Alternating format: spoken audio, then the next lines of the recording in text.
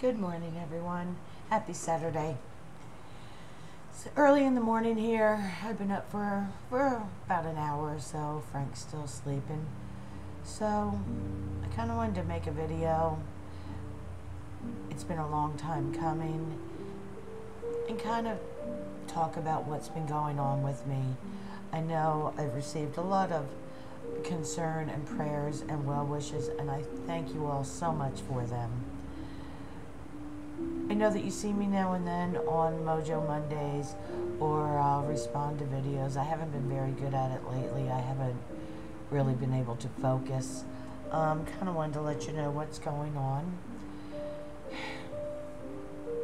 Life's hard. We're all dealt different hands in our life, and how we choose to handle it and respond to the challenges. Sometimes it's beyond our control.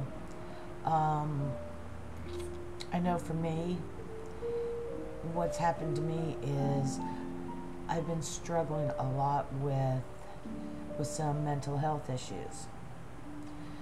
This is not going to be a video about poor me and my poor bad childhood. Yeah, I had a really rough childhood, really traumatic, but that's gone. I mean, there's nothing I can do about it. I've made peace with my past and those in my past. But what has happened and what I've been living with that I had no idea, I'll get into in a little bit. I've been off of work now since April 10th was my last day working. And I just spoke with my employer. I work for a company that assists people doing Social Security disability. We help them obtain the disability benefits. We're a private company. We were the first company of its kind, and it's a wonderful company, great mission. We're not lawyers, we're not attorney representatives, so it's not about the money for us. Let me turn some music down. It's getting a little loud. Let's see. There we go. Okay, sorry about that. Anyway, my work has been was getting really bad. I mean, I was employed there for over 10 years. Once we moved out here to Illinois, I got a job there and right away, and I've been there ever since and loved it. Did many different functions within the company, but my latest one was I was a customer service information specialist. What that meant was I talked to claimants. I walked them through what was happening with their claims, what they needed to do, explained what would happen, and from all the levels from the beginning to the end. Calls were hard. There are people out there that unfortunately didn't take long-term disability, so anyone out there watching, get long-term disability. It's well worth it's usually under $10 a pay. It's so well worth it for that protection. Okay, that aside, what was happening to me is I was starting to lose track of what I was saying with these people when I was on the phone. I'd hang up the phone and I could not remember the conversation we just had. We actually moved in March, beginning of March, I believe it was, over a weekend. I had no memory of the move itself, and this was really starting to scare me. So we went in to the doctor and we did testing. Of course, I was afraid of early onset dementia or Alzheimer's, but we had all the neurological tests and everything was fine.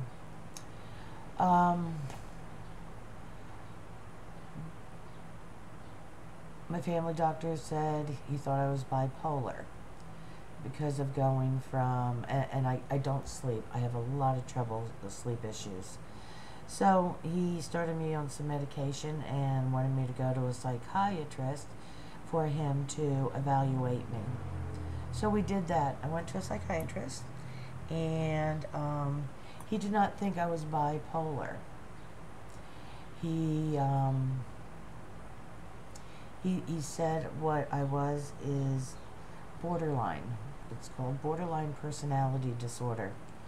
Now, unfortunately, I was very familiar with this because my daughter also suffers from it. What borderline personality disorder is, it's kind of encompasses many of the mental health issues, such as depression, obsessive compulsive, bipolar, manic, a lot of them.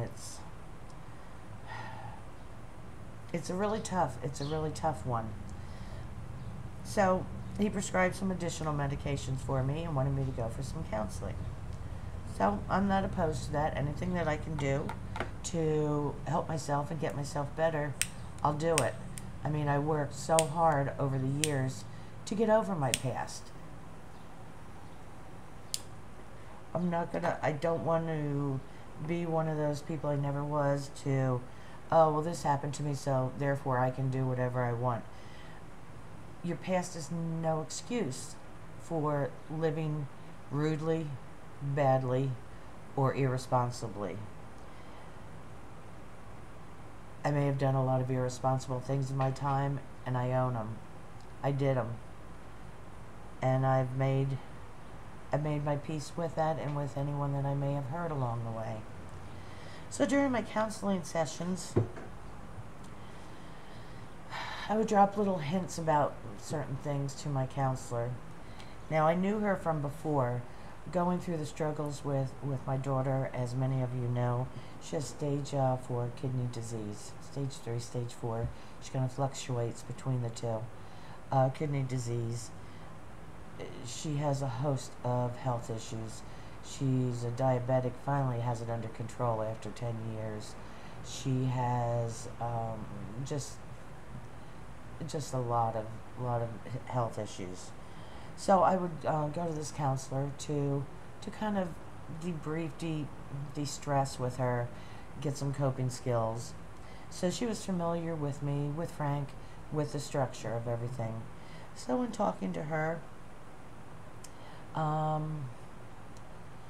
she would ask me things, and I would just give her little hints. I have inside of me, I have these different voices in my head. No, they're not the kind of voices that, you know, the aliens are after me, the government's watching me and they're trying to kill me. It's nothing like that. It's not like schizophrenia, fortunately. It's so terrible what schizophrenics have to suffer through. It's not that. It was more like different parts of me controlled things. So I would drop little hints to her. And finally she just came out and asked me, the way she asked me was, you're sitting, close your eyes. And I closed my eyes. She said, you're sitting at a conference table. You're sitting in the middle. Who's there? And I closed my eyes and I said, well, I'm there in the middle. And then there's so-and-so on my right, so-and-so on my left. And unbeknownst to me, what she was doing was she was figuring out that I have multiple personalities within me. Now, it's not like the movie Sybil or Three Faces of Eve. They over-exaggerate the distinctive personalities. They have to exaggerate it visually to make the point, to make the impact. But it's not like that. For those of you that don't know me very well, or even that do know me very well, you can't tell. It's very subtle, and you really can't tell. What the proper diagnosis is, it's called dissociative identity disorder. They no longer call it multiple personality disorder. It's dissociative identity disorder. Where what I would do when I was younger, apparently, is, and many of you hear about this kind of thing a lot, you take yourself out of the situation inside your head you take yourself out of it and you go to another place. Well, I would do that, and for each different type of situation or abuse I might have suffered, there were different people, there were different parts of me that I would turn to help me get through whatever certain situation I was in.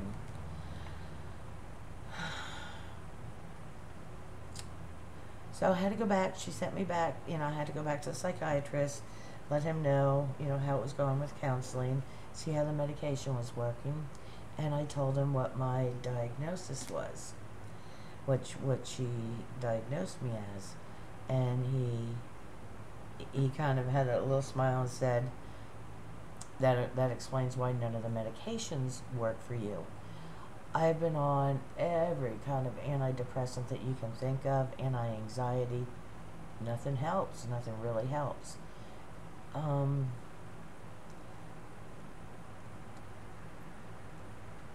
He told me something. He said, all borderline personality disorders he said all dissociative identity disorder folks have borderline personality disorder as well, but not all borderline personality disorder people have dissociative identity disorder. I got to be one of the lucky ones that have them both. It's a very difficult illness to treat. It's very lengthy. So what was happening with my memory was things started getting really stressful, and I guess that just it just came together and it just really put me into my head without me realizing it, and I was letting my other alters handle the situations. Once they take over, I'm still conscious of everything I'm doing at the moment, but once they settle down and I'm back, I don't always remember what happened. I just know that was my coping mechanism to get me through a certain situation.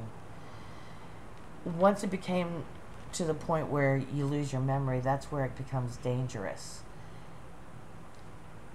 And that's what we're dealing with right now. I'm trying to, first of all, digest all this. It's a lot at my age. I'm 53, going to be 54 in October, and all of a sudden I find out that I have this, they call DID for short.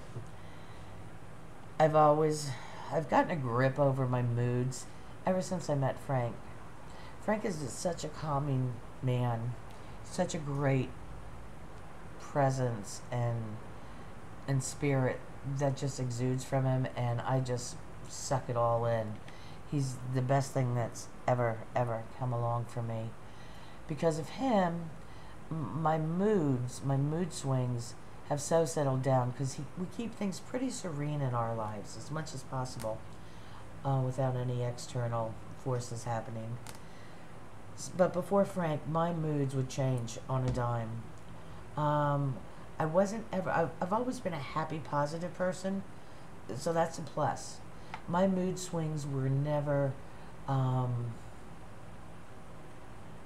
was never really nasty. I would go from being very happy to myself. Go from being the life of the party to let me just sit in a chair and just watch, let me observe. I would bounce back and forth between that, and it was just something I just lived with. So once I heard all this, all this just started making sense. Okay, now I understand why I did that. Now I understand why I did this. But it's also, good God, I'm 53 and I gotta pull my shit together. How do I do that? How do I get all these coping mechanisms that I use for survival? How do I bring them all together and make me one instead of multiple? Right now I have I don't know, maybe 7 or 8 that we've identified, different personalities, different places I go. Like I said, it's not like Sybil. I don't dress differently. I don't speak with an accent. There are little subtle things. When I write, I usually write cursive, but every now and then if I'm in a situation, I'll print. And instead of it slanting this way, it'll slant that way. And it's just those kind of little subtle changes. So that's what I've been dealing with, and sometimes it's hard. It's hard to... I'm okay with it, but I don't want people to be afraid of me. I'm not this crazy loon that's gonna, run down the street screaming crazy stuff. It's not like that at all. But for anyone out there suffering any kind of anxiety, depression, anyone that you may know, don't try to fix them. Just be there. It's hard. And you try to hide it because you don't want people to think badly of you. Or in my case, I don't want people to be afraid of me. I'm the same person you first saw. I'm happy, I laugh. But sometimes lately I grieve. I grieve for that little 4-year-old, the 9-year-old. But thank God I had all these voices inside. They helped me survive and get to where I am today, and gave me the ability to move forward so I can start a whole healthy life.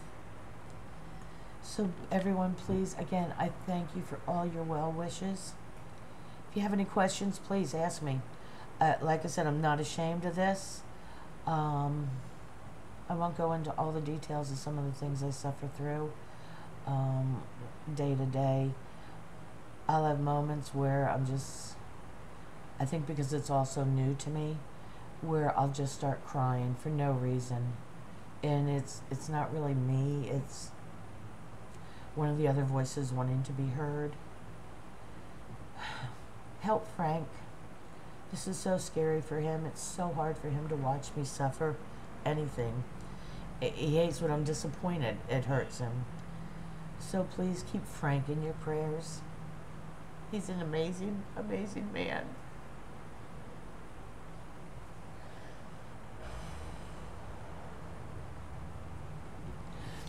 You might not see or hear from me, but I follow the community. I'm still with you guys.